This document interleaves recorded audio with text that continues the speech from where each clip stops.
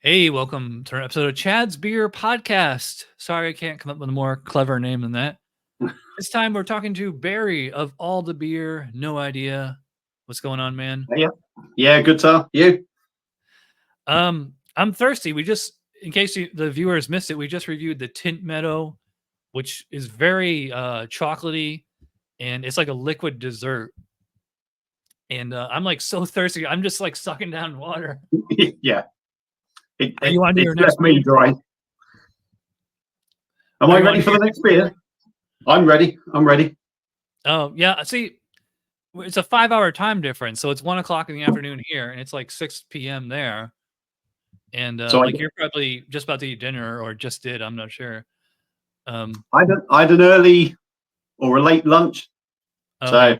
I thought I'll have a couple of beers now, and then maybe a bite to eat afterwards. Yeah, I'm like that too, because like I drive for a living, so like I usually don't even start work till like noon or 1 p.m. and sometimes like I'll eat lunch at like 1 or 2, and then like I don't get home to like 8 or 9 at night, and then I'll eat again. But it just depends on the day, because like I drive for a living. But anyway, so I guess the first question would be, why do you call your channel All the Beer No Idea?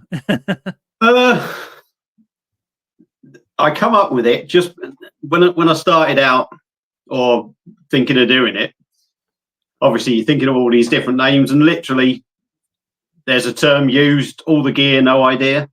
And I just thought, all the beer, no idea. And it just seemed, and I did have an hour about keeping it because obviously it's the sort of title or name that can get you abuse, if you like. It's got that sort of thing in it. Oh, you ain't got a clue. You haven't, Yeah. Is that a TV show over there? All the Gear? Because I've heard of Top Gear. And I know there's another channel called Top Beer. Yeah, they're channel Top Gear, but no, like I say, it's sort of like a saying in our country. You've got all the gear, but you haven't got an idea how to do anything. You know what I mean? So say like a tradesman can have all these great tools, but they couldn't do the job to save their lives, if you like. So it kind of sounds like Jack of all trades, master of none. You ever heard that? Along the same sort of lines. It's got that same sort of meaning, if you like. So yeah. I always love asking you guys like about the difference like in like sayings and idioms and traditions and stuff. And in case you don't know, like I have many jobs, but one of my jobs is an Uber driver, and I'm in Orlando, Florida. And if you know what's in Orlando, Florida, is Disney World, and well, Universal Studios and SeaWorld and lots of other tourist attractions. But most people come here for Disney World. And I end up at the Orlando airport a lot, and I will give tourists rides from the airport to Disney or vice versa, And we have a lot of English, Scottish, Welsh tourists, from all over, And one thing I like to kind of bond.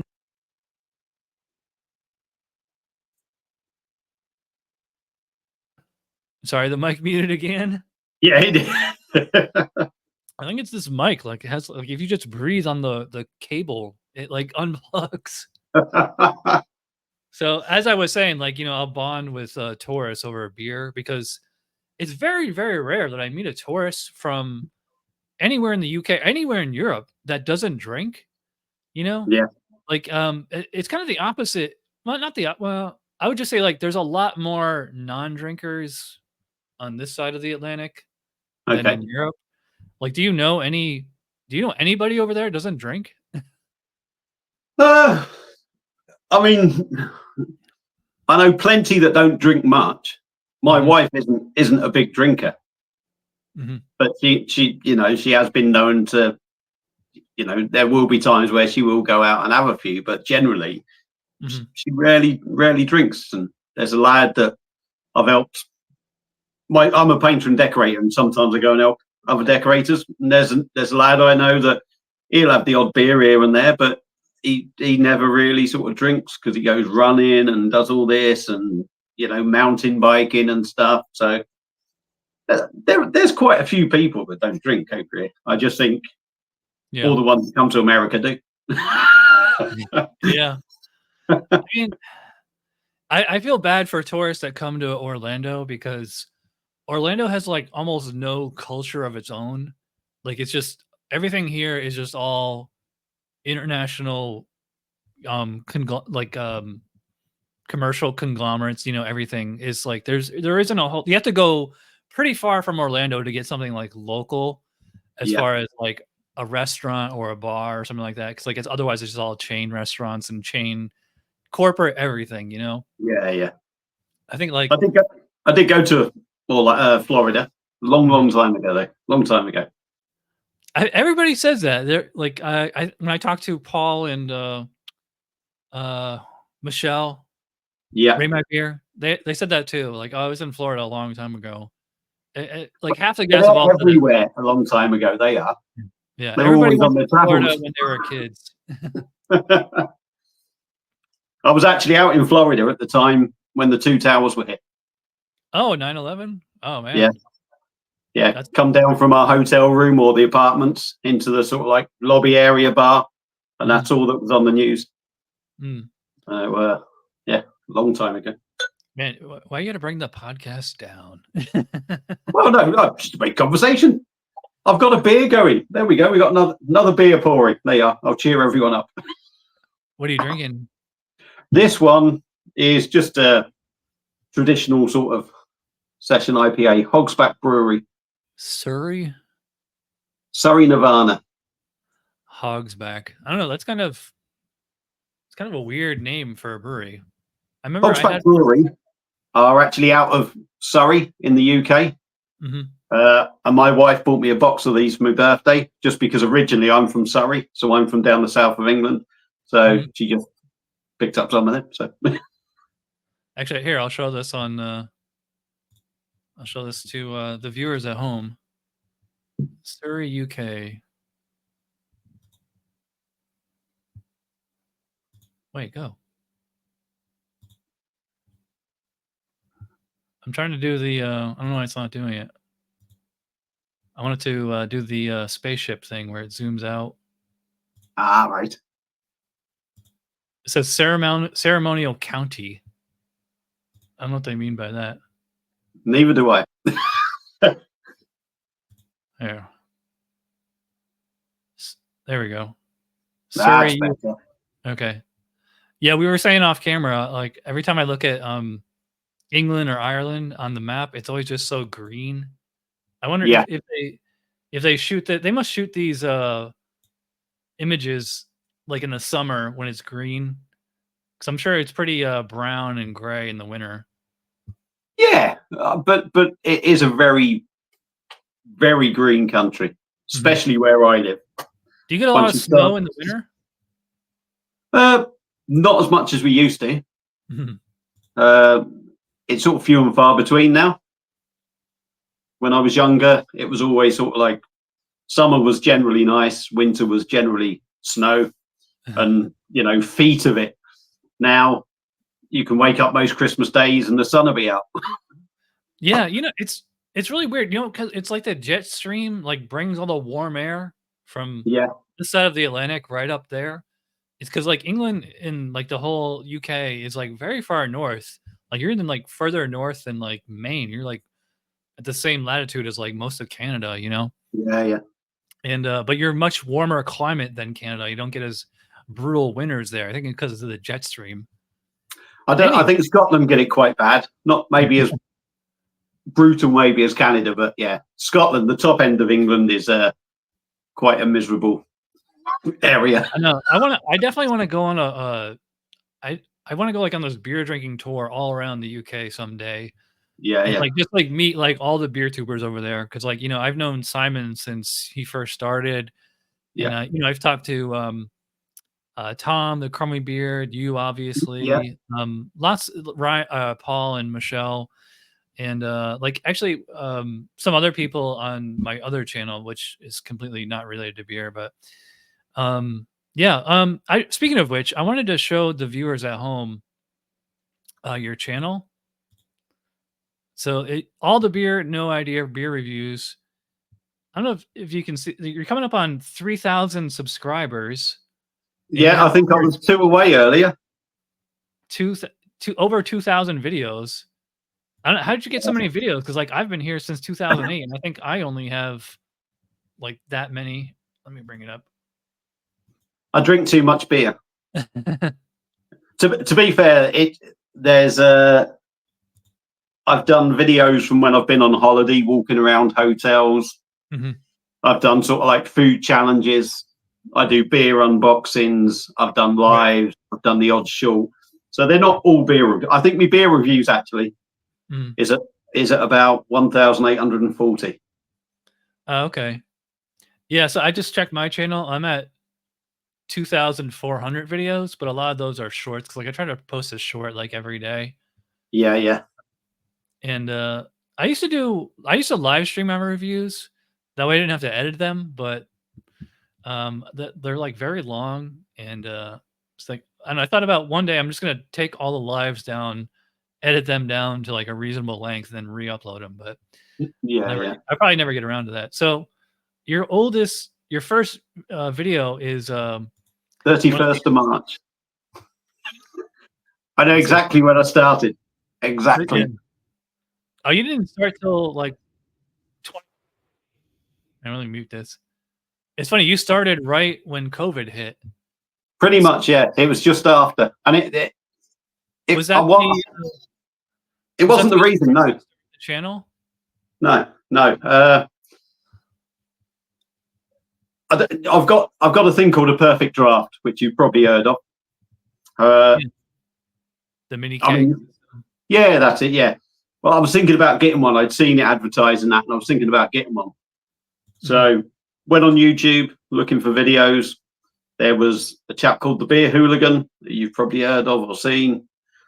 I don't think he's been on YouTube for a bit, but he was trying to be sort of like the next real ale craft beer. So I started watching some of his, saw some of Simon's videos, and then it escalated, and I started watching a few people. And then you just sit there and you think, oh, I wouldn't mind having a go at this. Yeah. And it just happened to be then. It was Scott and Wander's World, who I was very, very good friends with, and Dean's Beer Reviews. And I got talking to them, and I said, oh, I'm going to have a go. Sent them a video. I said, what do you think of this? And they said, yeah, it's all right. So I think I put it up. Is this the channel you're talking about? That's the one, yeah. That's funny. It looks like Simon stole his thumbnail design, or he copied Simon's. I don't know. That's like almost the exact same font and everything. Probably the other way around. I don't want to say now, but yeah, but he hasn't posted anything in a year. Yeah. Surprised he quit. I think there was a bit of niggle that went round on YouTube between a few people. So, and I don't want to elaborate on anything because I don't want to start looking like I'm stirring stuff up. Oh yeah, yeah, that's fine. Just one of them. I always ask everybody this, and you guys in the UK have like a very different. It's almost like a dumb question. Is like, how did you first get into beer? Because like with most of Americans like me who are actual, legit beer nerds who would have like their own fridge of beer, or craft beer, I should say. Yeah. Like we might have like a pretty interesting story, but whenever I ask you guys or like anybody in Europe, it's just kind of like, yeah, it's just part of the culture. Like you start drinking, like your parents might give you a beer with dinner, like when you're a kid or something. Yeah. Or it's very rare that somebody like on that side of the Atlantic like gets into beer late in life, or they didn't have a taste for it until something snapped, So like what's your beer origin story? Well, hopefully this is going to be a little bit more interesting than the others. Hopefully. I can't guarantee it. Obviously, in the UK, 16, 17, you're working, you go out, you drink beer. You finish your working week, you go out, you drink beer, you play pool. There's a lot of things in the UK that people do that is sort of revolving around beer. So I've played darts and everything, and Sunday league football where you go back to the pub. So that side of beer was always there. But actually getting into beer come down to really meeting the father-in-law, because he was based out in Germany. He was in the tank regiment, and he used to drink German beers and Belgian beers. And when I met up with him, oh, have a beer, this, that, and the other. And all of a sudden, you've gone from drinking John Smith's, Carlin, Budweiser, decent German lagers and Belgium, you know, things like Leffe. And then you're like, ooh, this is good. And then you start exploring. So then, you know, I started out, it was sort of looking at German stuff and what have you. And then I would say about 2018, maybe a little bit, maybe 2017. Well, 2018 when I got the perfect draft. So obviously there was all the left, quack, this, that, and the other on there. Yeah. And then I decided, obviously the craft beer thing was, I would say, taken off in my head. So you're thinking, oh, let's try some. Tried one or two, or bought a case of 12 or something, different ones. And I was like, yeah. And the two that sort of really got me into it, or I thought, hang on, I quite like these. These are quite nice. Was Goose Island IPA, which incidentally I have in my machine at the moment, and Tiny Rebel Club Tropicana. And I thought, I quite like them. And I think it was after tasting them that when I went back to a lager, a plain beer, I was like, that's rubbish. Yeah. I would say another word, but I'll be polite. That's awful. And then I think the more you have, I think with IPAs and that, your taste change. And you just realise a lot of the time how boring some beers are. And that's where it went, really. And it's just evolved. And then you try different styles. And here I am doing silly stuff like this. I don't read your video. I mean, you know, drinking being on beers. YouTube. Yeah. It's funny you mentioned Goose Island IPA, because I believe that's actually an English style IPA. Goose Island's an American brewery, obviously. Yeah. I haven't had that one in years, although it's funny, which is ironic because you can get that because Goose Island is owned by Anheuser-Busch InBev, you know, for like, I don't know, it's been like at least 10 years now, maybe 12 or more. But yeah, Goose Island IPA, you can get like pretty much anywhere now. And it's funny, I haven't had that in years. And I don't know if they can still consider that an English style IPA or American style. Like, how does it? I would say English. It's very dark. I kind of look at that not so much as a craft beer. I think even when I reviewed it,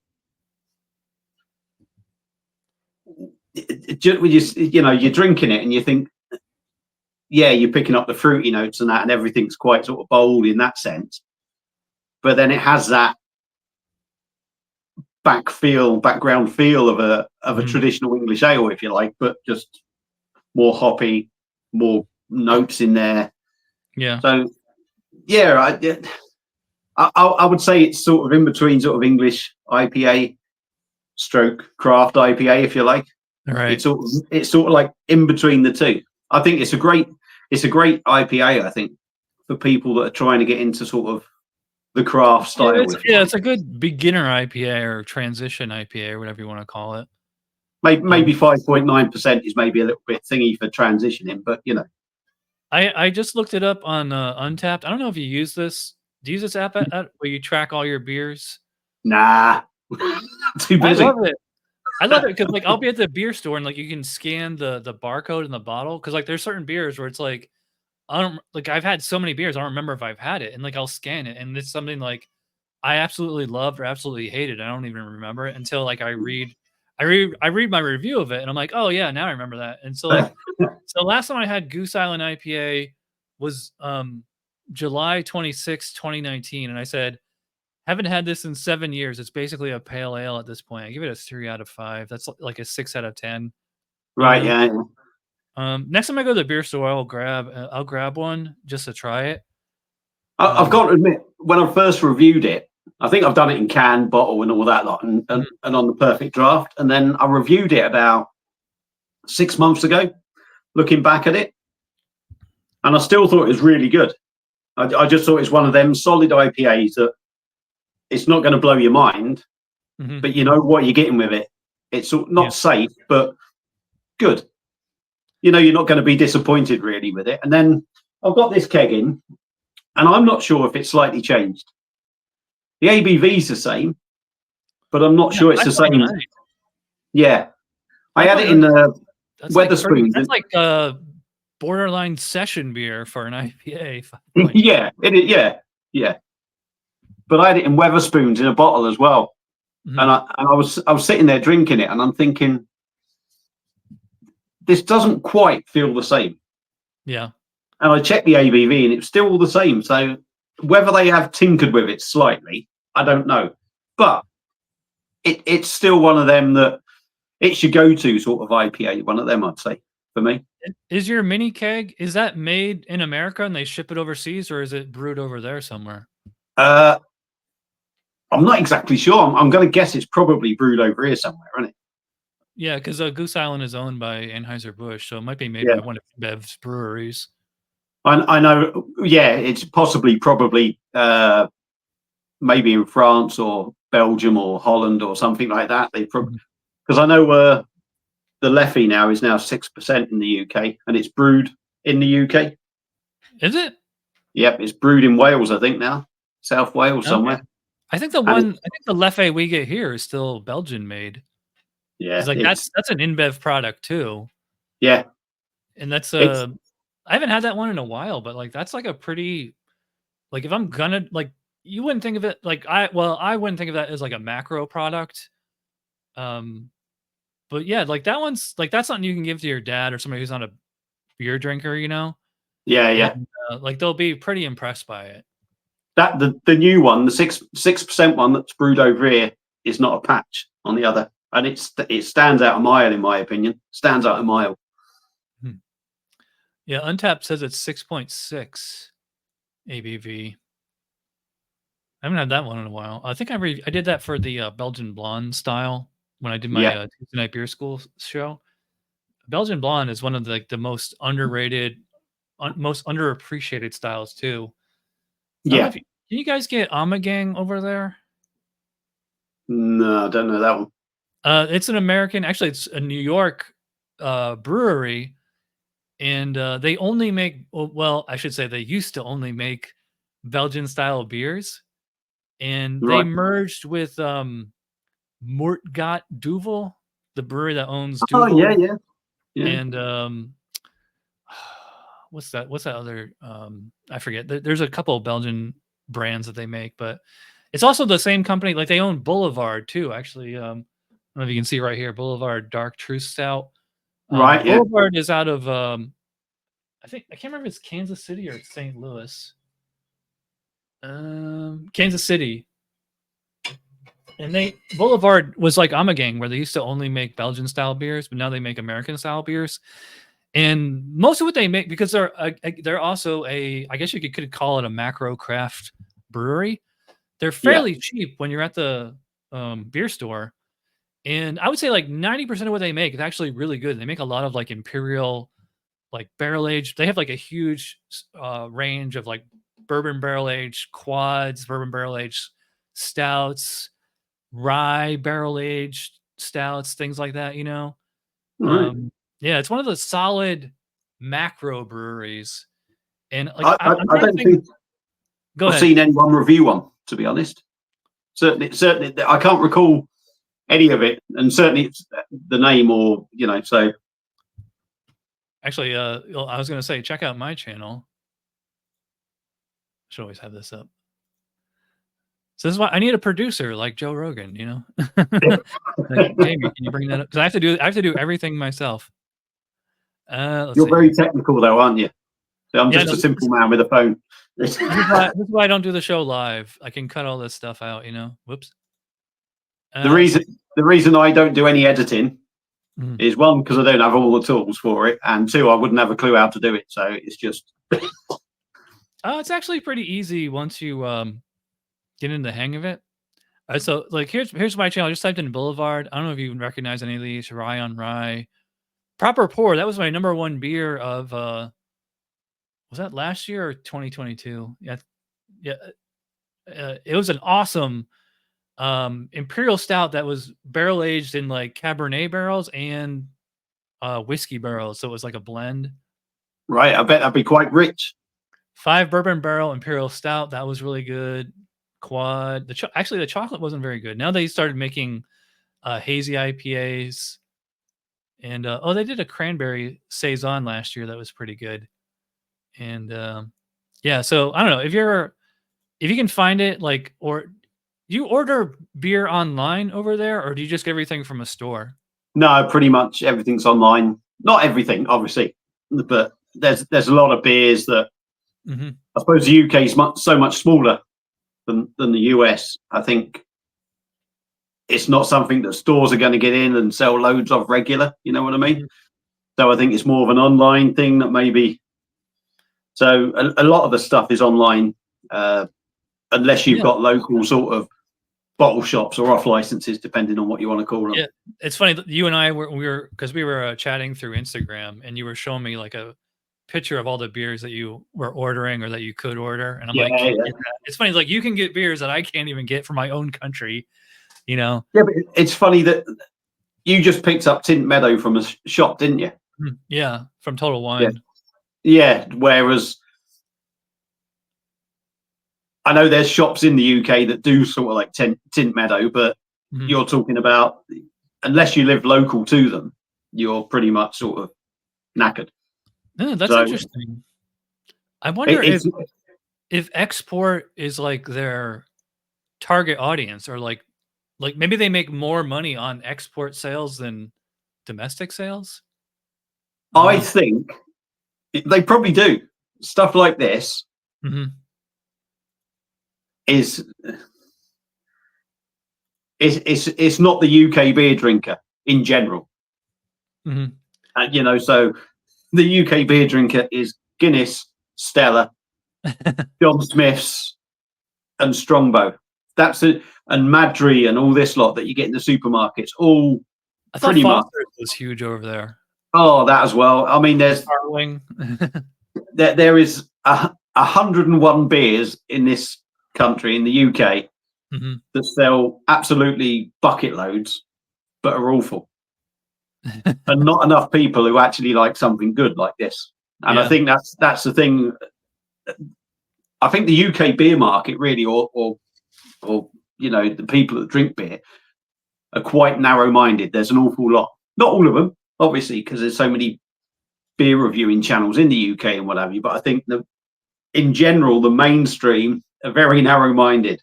It's got to be lager, it's got to be 4%, or I get too drunk or whatever. There's no daring about them. They've got to get out and drink 15 pints, and that's it. Yeah, well, you know, I would say the beer tubers are like us, people who want like the niche styles, the craft beer, whatever you want to call it. Like I can't think of anybody from the UK that's like just pounding lager after lager, you know. Because like you guys are the home of cask ale, real ale, whatever you want to call it. And you definitely can't get cask beer in Florida. I used to be able to when I lived in New York, in upstate New York, because you know, I used to live in Albany, which is about 3 hours north of New York City. And there was this bar there called Mahar's. It was based on like an English style pub. Like if you ever saw it, you would probably think like it looks like your local, or you know, that's basically what they were going for. Yeah. And they would have beers from all over the world there, and they would get cask beer. I had Old Speckled Hen on cask. I had actually, it's funny. Actually, I had a lot of American beer on cask, because like if it was local, the brewers would, you know, do a cask version of it, because like they knew they would just give it to a local bar, and it was going to move pretty quick. Like stuff coming from overseas, it also has to move quick, you know. So I'm pretty sure I had Boddington's on cask once, which it's funny. Speaking of which, you know, I just reviewed that a few weeks ago, and I've had a lot of commenters from the UK say like, "Oh, I can't believe you drink that crap," you know, like why do Americans like that? And it's also, I believe it's like 3.6 or 3.9 over there, but it's like 4.5 over here. Oh, it'll definitely be weaker here. It's probably about 3.6, and it's nowhere what it used to be. I mean, years ago, that was one. That and Worthington's bitter. Those were things that I used to like drinking, but they have no flavor. They're smooth and they go down easy, but they have no taste. Yeah, I think that's why it's fairly popular. I mean, it's not as big as like Guinness or something like that here, but you know, like I shop and deliver for a living as like one of my jobs, And every once in a while, somebody will order Boddingtons, and whenever I deliver it to them, I always tell them to check out my beer review channel, you know, and like people who order it, they're like, "Oh man, I love Boddingtons. Like it's so mild, and I love that creamy. It's like Guinness, you know, it just goes down like water."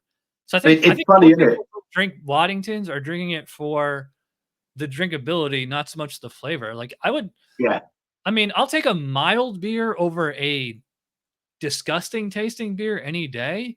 You know, something yeah, that doesn't, you know, like, sorry, I'm trying to get my thoughts organized here. So, like, you know, like I'm a certified beer judge. I'm a beer nerd, you know. Um, and especially if you're a homebrewed, which I have, and you start to learn all the off flavors like acetaldehyde, diacetyl, dimethyl sulfide, you know, all these chemical compounds that are not supposed to be in beer, except like they can be like in trace amounts in certain styles. Like actually, it's when we were doing the Tint Meadow review, I mentioned that, you know, a lot when I think English beer, I think like ringwood yeast, which has like a little bit of diacetyl in it, but it's also very fruity. You know yeah, what I'm talking about? And like that particular the Tint Meadow beer didn't really have that. It's to me, it's like a terroir character, kind of like, you know, like a wine term. But um, so like when I think like bad tasting beer, I think beer that's been brewed improperly or poorly, like, and it's usually something I associate with like amateur home brewing. It's like right. commercial brewing. I mean, as much as we all rag on Budweiser, Heineken, you know, one of those big breweries, like it's not going to be buttery or green appley or cardboardy or something like that. Like No, no. like they have professional chemists whose their whole job is to do quality control. Yeah, And if their beer tastes like butter or green apple, they're probably not going to send it out. Although, which is not to say beer that sits on store shelves for like 2 years, you know, like that's a different story. That's on the yeah, retailer. yeah, Um, how do we get on this? I forgot. yeah. We were talking about Boddingtons. So I'm That's it. like Boddingtons Yeah, is I'm saying that, you know, it has no taste and people, yeah, but that's you how know, it's supposed to taste. yes, And yeah, it's not you know, like it's not full of butter or green apple or something. Actually, like that green apple flavor, it's called acetaldehyde, and it's right. big in Budweiser. It's big in a lot of macro lagers, and that's why like people who are dumb enough to just suck down Bud Light after Bud Light after Bud Light, you know, like they get like wicked hangovers. It's from the Yeah, acetaldehyde. yeah, You know, most people don't know that. They think it's just they drank too much, but yeah, um, so like most of the beer over there, if it has good quality control, aside from like a little bit of diacetyl, you know, like that's how it's supposed to taste. So then other at that point, we're just arguing taste, which to me is fun. It's kind of like it's like breaking balls, you know. It's like arguing sports, like my team is better than your yeah, team, yeah. you know. Like you know, I think in the UK though, mhm, people that like better quality beer, shall we put it like that, mhm, they're sick of this bland, boring stuff that does mhm, nothing. I think now I don't know. Maybe America doesn't hasn't had that. I don't know, mhm, but I think probably because Boddingtons and all that lot might be sort of not new over there, but mhm. because you haven't had that shoved down your throat after year after year, and you know another beer will come out exactly the same under a different name, if you like. Yeah, yeah, yeah. I think you may be kind of and like you say, oh, it's creamy, it goes down easy. If you've been drinking that for 30 years, a rear, and suddenly you've found something that, oh my god, this has flavour. God, Yeah. it tastes good. My god, is this what beer is? Yeah, and then yeah, you know, That's kind of like my beer origin story. I've told this story many times, but I'll tell it very quickly. I'm not sure if you've heard it or not. So, in case you don't know, I was in the U.S. Navy okay, for 10 years. So it's funny. I joined right before 9/11, and you know, so fast forward a few years to when I'm actually on my ship and we go overseas, and now I get like we went to, you know, Spain, Denmark, Iceland, Italy, parts of Africa actually, and I'm trying like all these different beers that I've never had before. You can't get obviously, yeah, and yeah, then you know and I come back to the states, and then I go to the package store as they call it, and I just like I'll grab a random six. Like I never heard of this beer, no idea what it's about, but I never had it before. I'm gonna try it.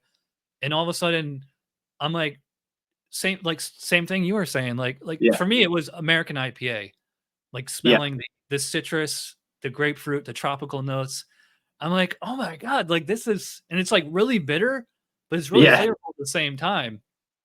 And I'm like, where has this been all my life? You know, because I remember like when I was a kid, quote unquote kid, you know, like late teens, early 20s, and we're all just drinking Bud Light in the woods. Yeah. You know, and like for back then, fancy beer was like George Killian's Irish Red. I don't know if you've ever had that. It's definitely not the same George Killian's they make over there. Like it's just a shitty amber would it be like Kilkenny? Would it be Kilkenny over here? No, it's just an amber lager that they call an Irish Red, even though it's not. It's actually made by Budweiser. So it's I don't know what to compare it to. Yingling maybe, but not as good as Yingling. I don't think you guys can get that over there. No. Anyway, so I just remember like going to the bar and like, because all my friends would drink is just fizzy yellow beer, and I would just like I would just try anything else. Like if it was red, or like I remember having Guinness, and like all my friends like, oh, how can you drink that sludge? I'm like, well, it doesn't taste the same as the Bud Light that you're drinking, you know? I'm like, at least it's something different. Yeah. So you ever have that kind of like ball busting session with your friends, like who aren't beer nerds? Like, how can you drink that? Like, if you give them like an American IPA or like a Belgian quad or something, and they're just like, oh, that's too flavorful. Like, you know, I would say I used to play darts for a team last season, for instance. Yeah, say last season, maybe the season. Yes, I got a 180 on that hand, and I got 3 darts on that hand. It's when I used to be good. You know, used to be a bit flashing it and what have you. But the darts team I used to play for is typical of English drinkers, if you like. Mm-hmm. You go into the pub, there's not a lot there. I've sort of nagged the landlord to get something slightly different on here and there. So now and then you get a pale ale or an IPA, but sometimes they're not always that good, if I'm honest. But yeah, all the other ones will drink like John Smith's or Birra Moretti or all that lot. And you go, oh, try this. And they'll be like, oh, God, it smells bloody awful. I ain't touching that. You know what I mean? So, yeah, I mean, I wouldn't say I go out on a session with people and then, but sort of like the darts night ends up in a session anyway, you know, because you're out for about 4 hours playing darts, you know, beers start flowing and you just end up having a good night, like, you know. So, but yeah,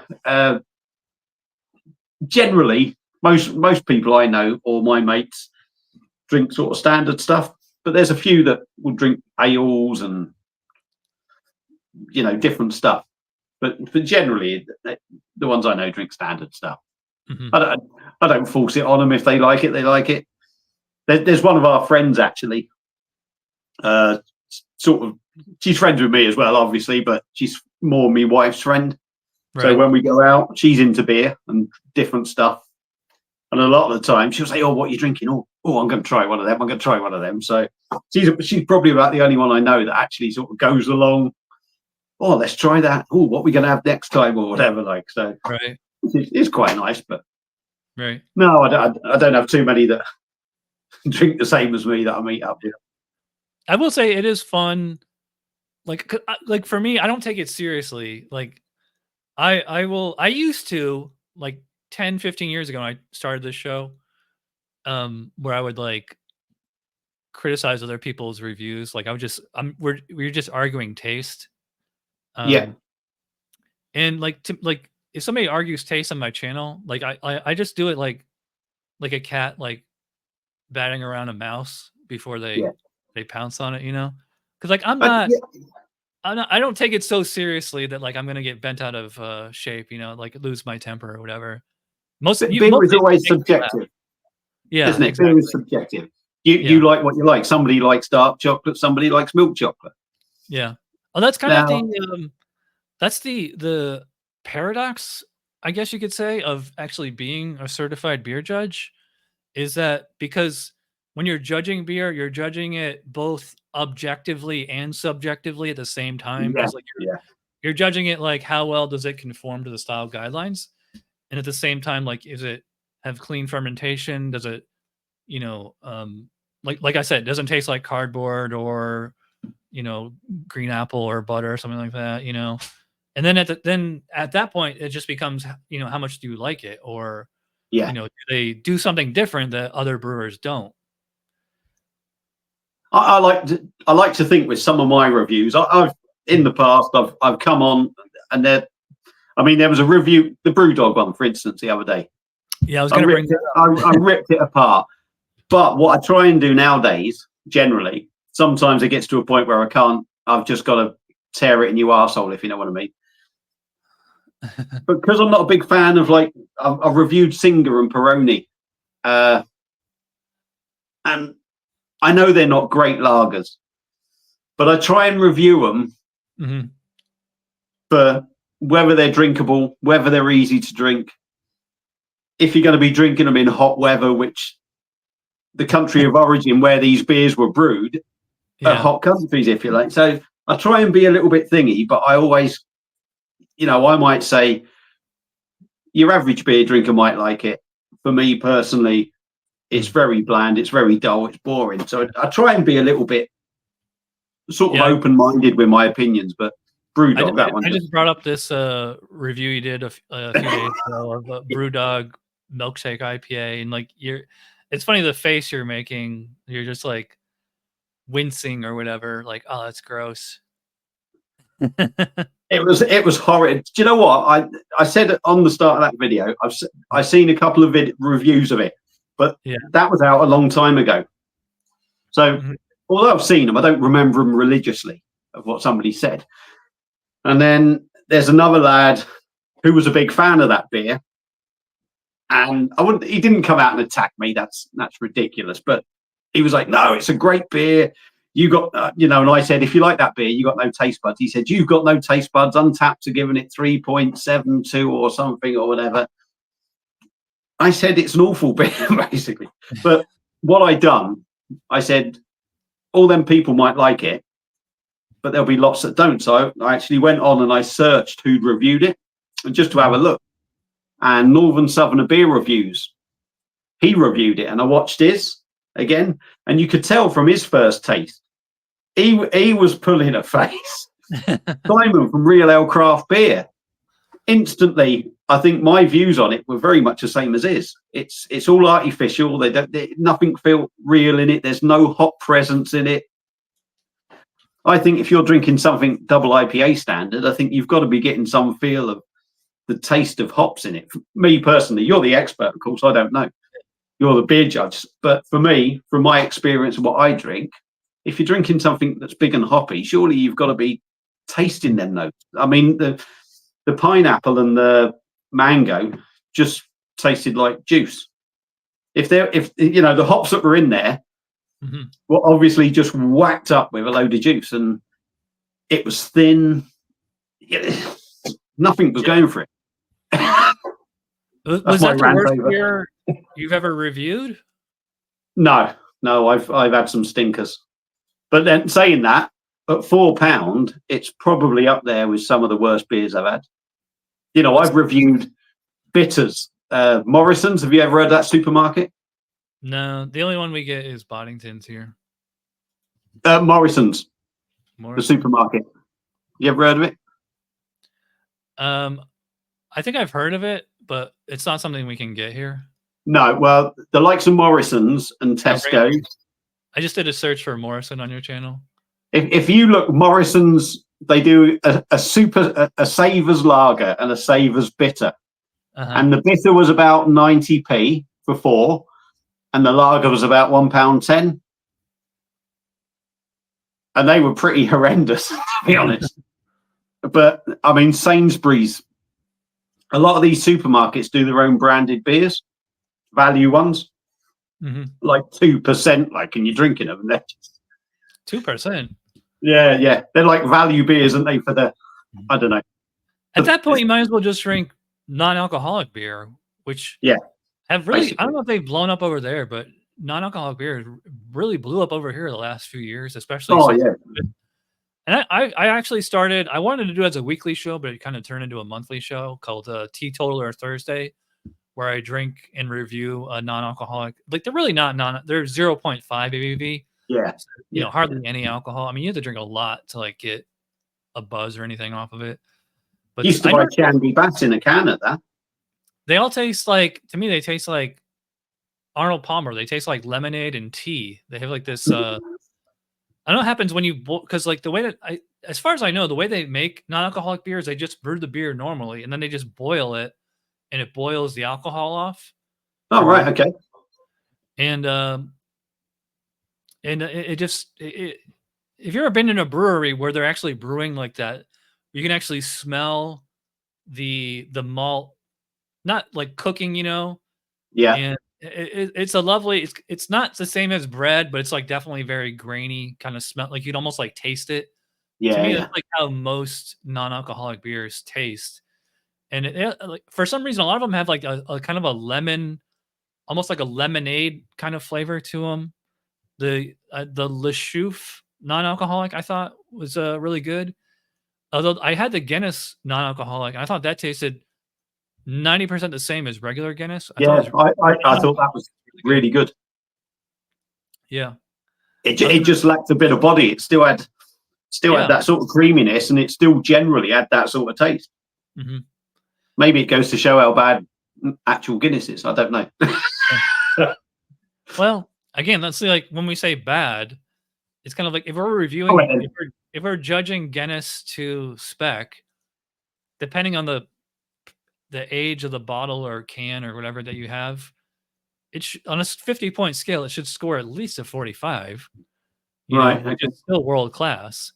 But like, and then after that, then we're just arguing taste, because like, yeah, like a perfectly, like a Guinness right off the bottling line or the canning line might score a 50 out of 50, but it's not, to me, that's like, it's not like a 50-point experience, because like it's so common.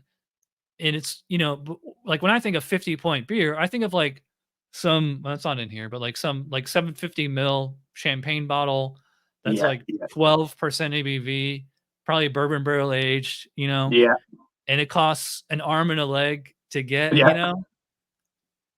Especially like, it's funny because a lot of our beer memories are situational. Like it was like the time and the place, you know. Especially for me, it's always like if it's like right around Christmas or like a friend's birthday or it has to be some kind of event around it, you know. Yeah, it reminds you of when you had that sort of beer. Although, if you're also, I don't know if you do this or not, if you take THC, it makes pretty much everything taste delicious. No. Maybe I need to. Maybe I'll go and buy a case of Boddingtons and take some of that with it. Yeah, trust me. I don't know what the laws are over there, but like they've really legalized THC over here now. In fact, you can actually buy, they make seltzers, non-alcoholic seltzers infused with THC, like 5 or 10 milligrams. And you can just buy those you can only buy them at the liquor store. I've never seen them in the supermarket. I think it's just a matter of time before they're available at the supermarket. But yeah, I never started doing THC until a couple of years ago. And now I understand why they tell kids to not do drugs, because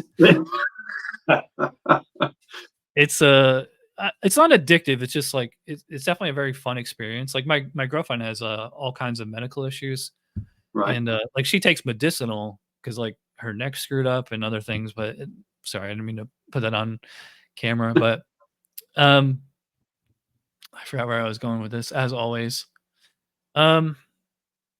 Oh yeah, so actually, it's funny. What I wanted to ask you about before, because like we were talking about BrewDog and you were ranting about them. I did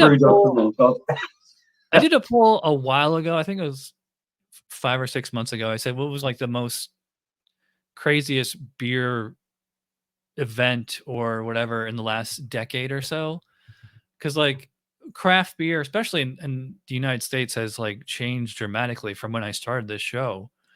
Like a lot of the a lot of the breweries that are like considered basic now, or at least like there's available in the supermarket, like Sierra Nevada, Dogfish Head, Stone, you know, stuff like that. Yeah. They were kind of mavericks, you know, 10, 15 years ago, and now they're just like they're in the supermarkets. So they lose all their cachet. Yeah. And like Stone sold out to Sapporo, and actually a lot of breweries have sold out to Sapporo, Asahi, Anheuser-Busch InBev, you know, and I remember like the first time I had Dogfish Head 60-minute, I'm like, man, this should be in every supermarket, and like now it is, and like now it's like when I drink it now, I'm just like it lost like all the cachet. Like, Yeah. to me, it's just like a very basic, you know, starter IPA. Like it's something like you would give to somebody who doesn't really drink IPA. And Yeah. I mean, like, go on. sorry, this is a very, really sorry. I'm like really long winded, like really burying the lead, as they would say in journalism. So my point was, remember when BrewDog first started? Is they were like total mavericks back then. They were like doing the 80% ABV beer that was like in roadkill bottles. Remember that? Yeah. And like now, all I hear from all you guys is how they're just basic, bland, blah. And it's like, how did that happen? How'd they go from maverick punk brewers like breaking all the rules to now they're just in supermarkets and they're just basic or cod, as we were saying on Instagram. I actually think probably like a lot of breweries, I suppose, and I think with a lot of breweries that end up in supermarkets, BrewDog, for instance, what they've done for me is they've gone into supermarkets, well, or they're brewing because they love brewing beer and making good beer, and they're out to make money, and they've had that taste of making money by being in the supermarkets, and I reckon they're putting stuff in the supermarkets now that they don't care about. So changing ingredients, replacing ingredients, there's no love there anymore for me. They're doing things as cheap as possible. Obviously, they're going to be doing it on a budget because supermarkets will be saying, "Oh, we only want to pay this much for a unit for that," and this, you know. So I think that's where it's gone with them. I think they've got to a point where they know their name is a brand, right? And the likes of, say, me, you, and 50 other thousand beer reviewers or whatever won't fall for it. We know their stuff's going to be substandard, in my view. Yeah. The only ingredient that they changed, I think, is just they added more water. It's like they don't care if they put a good beer out. For me, if you're paying good money, you should be getting a good beer. Now, £4 to us is probably $6 to you. Yeah, it's not going to break the bank, but if you're paying that much for a beer that is predominantly water, you should be getting something good, shouldn't you? But I also think when I tried to interrupt you rudely before, like you say, beers that were in supermarkets when they first come out, your side, say Sierra Nevada, Dogfish Head, Stone. Yeah, I think beers evolved so much. Yeah. But at the same time, it's also gone back due to costs and making money. So Sierra Nevada years ago that tasted really good, say for instance their pale ale, still a very nice pale ale. But times have moved on. Dogfish Head, we've never had any of that stuff over here as far as I'm aware, not in supermarkets. And Stone, it's only I've only seen it in a couple of places and I've not seen it for a long time. The Stone IPA, I think I reviewed that many years ago or had it many years ago, but I've not seen it for a long time. I think that's sort of something that you can only order online now. But I also think you get so used to drinking beers that all of a sudden it's not cutting the mustard because you've drunk so many. Yeah. And my favorite style is double IPAs.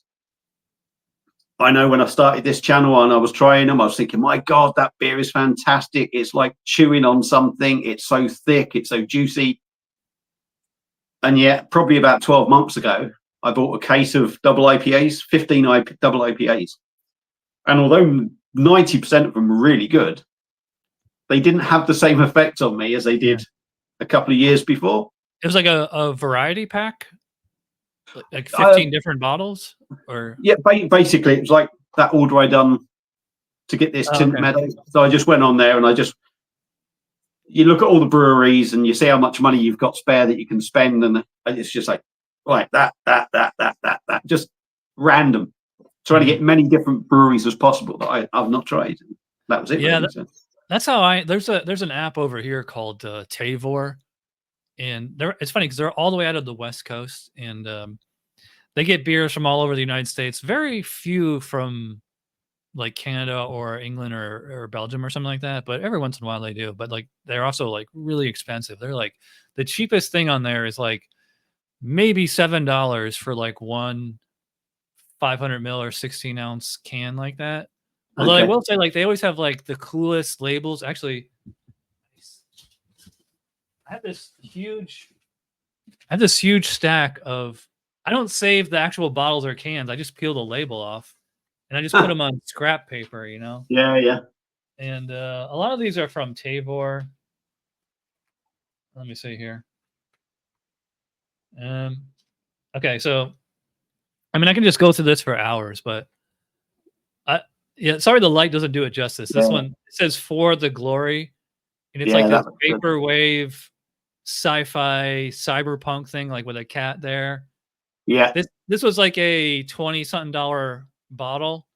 Yeah. And it was good. And then like this is from Anchorage. They're a brewery all the way out of Alaska, and they're kind of like a kind of cutting edge brewery. Pretty much all they make now is like hazy IPAs. Yeah. I thought this one was kind of cool. Sorry the lighting in here sucks.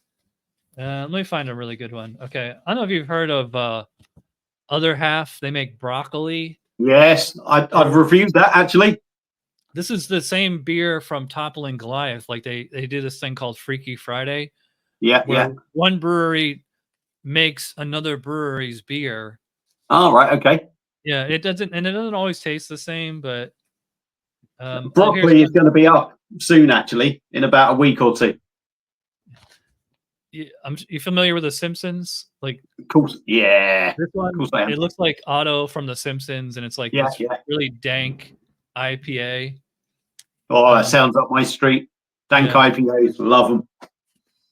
So I don't know. I use Tavor every once in a while, and it's funny. Like beer prices have gotten so expensive post COVID. Like it's hard to find because like I buy most of my beers like single 16-ounce or 500 ml can like this, and if you're lucky, you can get it for like $5. It's somewhere between like $5 and $8 or $9, depending on the style, depending on the ABV, you know. But like common stuff like this, it's funny because like again, this is an example of what I was talking about. Like these two right here are Southern Tier's pumpkin beer. Southern Tier was a pretty small brewery, and they're still in upstate New York. And I remember like when I first started this channel, this pumpkin beer here was like really hard to get. Like the beer store by me would get like maybe one case for the entire city, and like you had to be in line, you had to be waiting outside when the beer store opened to get one for like probably $10 in like 2009, you know.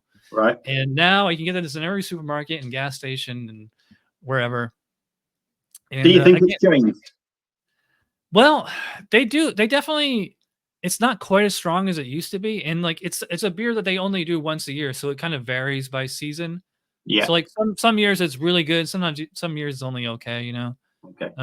But the one thing that's nice about seasonal beers like this is because you go like a good 9 months without it, is that like you kind of forget how it tastes and actually how it was. Yeah. You think like that's everybody loves pumpkin spice, and like for me, I love anything like Christmassy, like Christmas beers. Yeah. It's because it's the waiting, you know, because you can only get it once a year, and you better take advantage of it, you know. That's it. Like, yeah. I would say one of my favorite beers of all time. I don't know if you can get it there, probably. You ever had Korsendonk Christmas Ale? Don't think I've had the Christmas one. No. There was Get it if you can find it. It's really good. Yeah, I'm not sure. I think it might be on some of the Belgian websites, but then obviously we're out the EU now, so you know shipping is extortionate. So, oh, really? But the first time I tasted Corson Donk Blonde, I think it was, they actually had it in Lidl's where I live. You know, they do their hey, big ginger one. Say hey, bye. Yeah, say hi, buddy. This is my other cat, Logan, he's been sleeping all morning. He just woke up. My other cat, Leo, was the one sitting at my feet the whole time. He just left. Now They just changed shifts. Now Logan just woke up and he's like, he wants to. He's just sitting here in front of me. Looking at you, going, "Feed me." Nah, he just wants scratches right now. He's not quite the pig as my other cat. My other cat is like, they're both starving all the time. Yeah, our cats are like, to be honest. Yeah, you said you had a cat? Got two. Got a really old one. That's the one who always eats. So we only feed her because she's old. Mm-hmm. She'll gan it sometimes on the food. So we have to try and give her little portions, but like every 2 hours, pretty much, she's like, food. Yeah. And the other one sort of has her food and then disappears, either goes out or sleeps or. Mm-hmm. But the old one, yeah, she's 21. She is the old one. Wow. So you're doing a good job taking care of her. She lasted that long. Oh yeah. Be a bad day when she goes. I'll tell you, it'll be a sad day in this house. But yeah, good memories of her. All the non-cat people out there are probably like fast forwarding to this part. Quick. Yeah, turn off. Why don't they talk about dogs? I'm just moving because I'm gonna have to turn the light on. I think I'll see what it's like. If it's no. What's that thing on the door? On the door, as in that one. That's the dart scorer, electronic dart scorer. That's what I thought it was. Because like I see the dartboard next to you, but it looked like it was like in a frame or something. That one. Yeah, that's the one.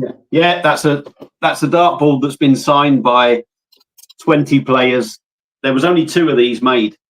And it was signed by 20 players, and it's got all their pictures around the outside. So I'm a big darts fan and a big darts collector.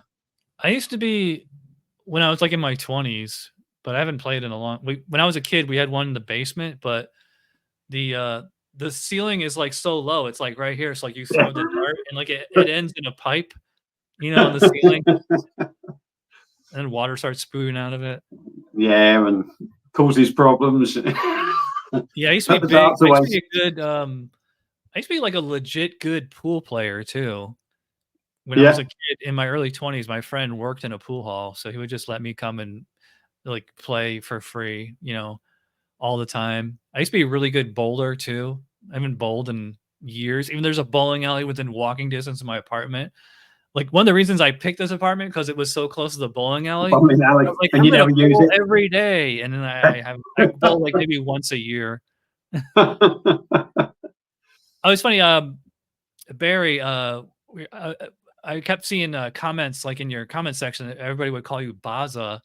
And I asked you on Instagram, I was like, why does everybody call you that? I thought it was like a nickname, but you said it's like a common name for Barry and where you are. Say like if someone's called William, people call them Bill. Yeah. So Barry, people call me Baz or Bazza. Gary, people call people Gaz. Really? It's just a short. It's just a shortened down thing, really. I think it's kind of like how. So I remember reading this in a book when I was a kid. Somebody pointed out that if your name is Charles, everybody calls you Charlie. Yeah. But still 2 syllables, and it's the same number of letters. Yeah. Well, what's your name? Is your name Chad? Yeah. So like I don't have a nickname, but though people will add. Is it short for anything, Chad? I don't know. But a lot of people, like my aunt and uncle, when I was a kid, would always call me Chadwick. Because like I guess, which is funny because Chad is actually an Irish name or Gaelic name. Right. Yeah. We don't have. My family doesn't have any Irish roots, as far as I know. We're more German and Polish and French. Yeah, but like I definitely want to go over there. I mean, I've been to Europe when I was in the Navy, but it was like we could only go somewhere that's like on the sea, so like not too far inland. And that was before I was like into beer, and it's like now I want to go like kind of like as like a beer historian, to like see. Well, funny enough, like you said about because you're into beer, you want to go everywhere. Me and my wife, we haven't done it for a while, like for a few years now, but we started doing city breaks. So the city breaks were. My wife likes history and old buildings, so our city breaks pretty much meant they had to have something old there for her. For me, they had to have beer. Yeah. So we done Berlin, Dusseldorf, Budapest, and the Czech Republic. We've done. Yeah, I want to do that too. You know, I mean, I would appreciate the history, especially like if you come to Florida or like anywhere, like really in the southeast or really anywhere other than like the northeast of America, everything is like brand new here. It has like as far as like the architecture and everything, like there's like no like historical value because like it's so weird because like I grew up in upstate New York and like so like Boston, New York City, all those colonial historical places are within driving distance of where I grew up. And like as a kid, we did so many field trips to see like where the Revolutionary War was fought and the Civil War and stuff like that. And like when you move to Florida, everything is just it's brand new and it's nice. I mean, at least like almost everywhere you go has central air conditioning, so like you're never too hot or too cold. But it's just like everything is just like feels like it was just built like out of a like literally all the houses are like the same. Like they just have like there's a blueprint of there's probably like a catalog somewhere where there's like maybe 20 different house styles, Yeah. We have the same in the UK. We have the same in the UK. Nearly every house now. Obviously, you'll have ones that are out in the country that were built years ago, this, that, and the other. But generally, most houses now, they are based, like you say, there's probably 20 different styles. Yeah. And that's what tends to, that's how they are. They've got some history to them, like they're not just, they weren't just built yesterday, like every house around here. Well, and you'll be surprised, certainly where I am and what have you, there's so many new houses going up. And even since I've been living where I am. See, I've been living in this area for sort of like 1987, I moved up here, so nearly 40 years. Wow. And the place has changed, and there's so many new houses, or I would call new, since I've been here, and they all do just look the same. I'm going to turn the light on and turn the camera around, so okay. It's a bit glary there, so a little bit less glary. Can you see the dartboard now? That one. Yeah, I noticed that when you shoot your beer reviews, like you have like different backgrounds. Well, like, yeah, what it is, same room, but you just different positions. This is like my little man cave. So it's I've got a little jukebox up on the wall here, touchscreen one. I've got a little games machine in that corner. All my dart stuff, my dartboard, my beer stuff. This is generally my man cave.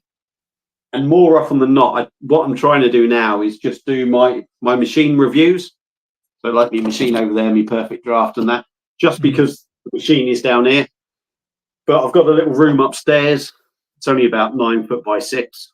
Use it as my office, doing any work stuff and what have you. But I go up there, do my beer reviews up there if it's bottles or cans.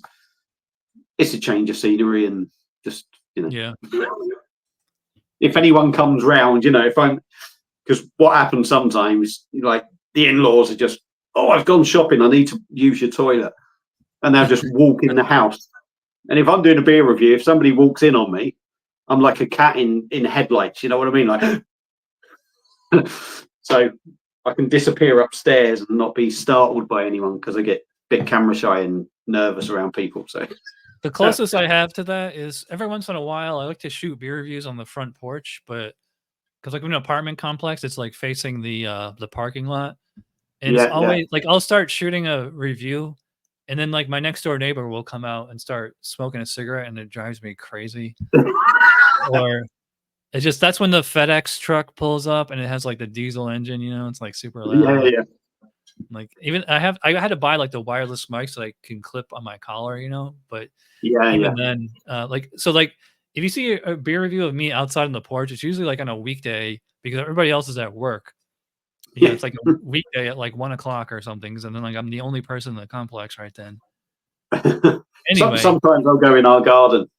Like, it depends when the weather's good. Some of my reviews been done in the garden. We've got a seating area out there, and it's really nice out there when it's nice. But that can be a little bit noisy because the road bias can be a little bit busy. But I just think, yeah. If you don't like I my love the video, don't outdoor watch it. reviews. It's kind of like the difference between like a movie or a TV show. Like this is like our set, and then to go outside is like on location. Yeah, yeah.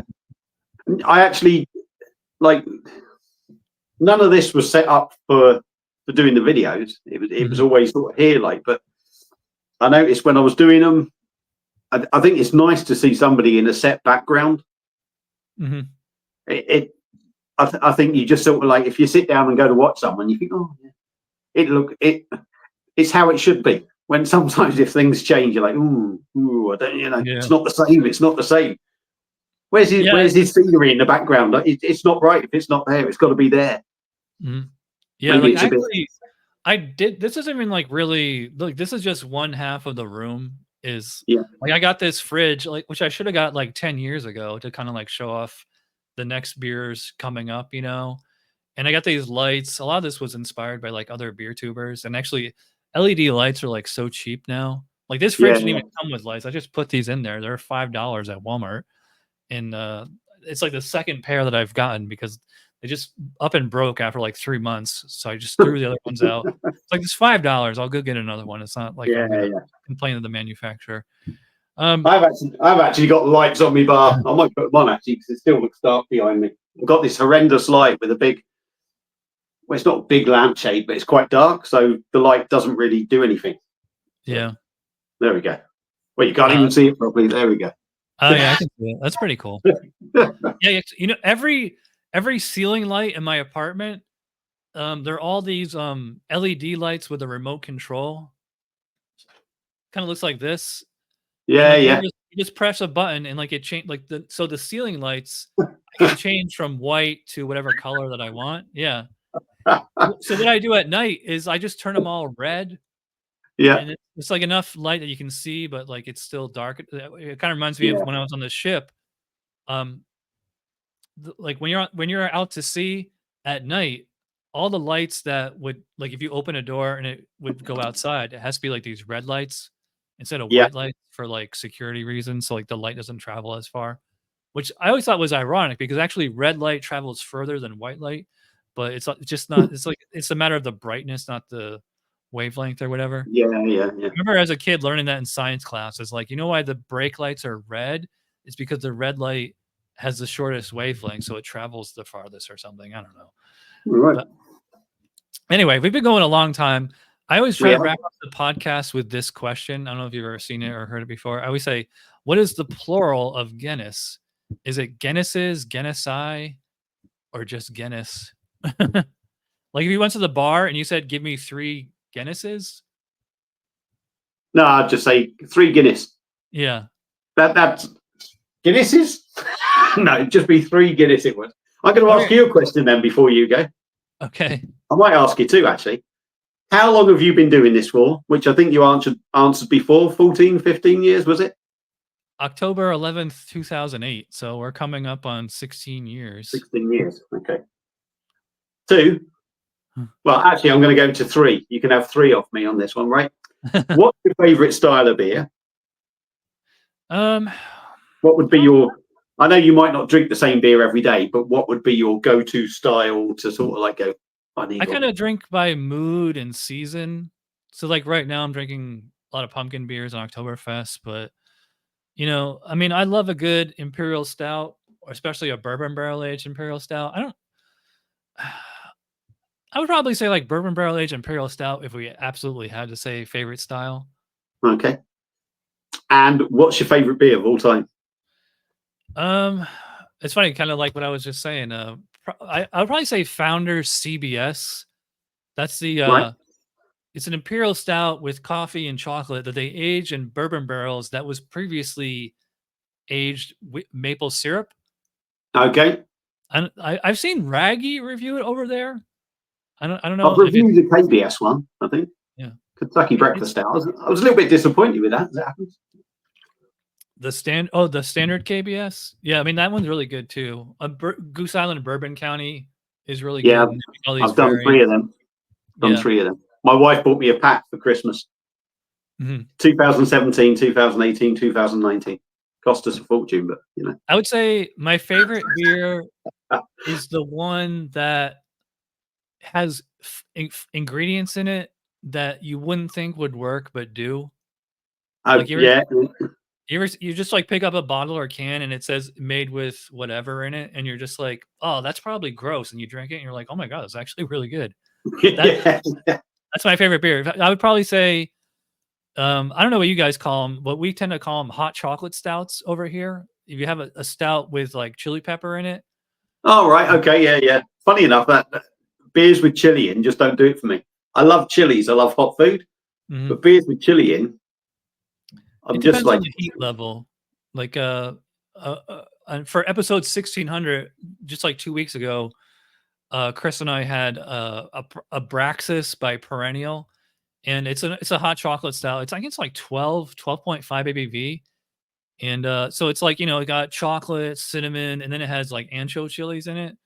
right. And you know, like, so I love beers like that, and like even better is like if they're bourbon barrel aged or something like that. But yeah, like I think Cigar City Hunahpu was the first beer to start that trend. It's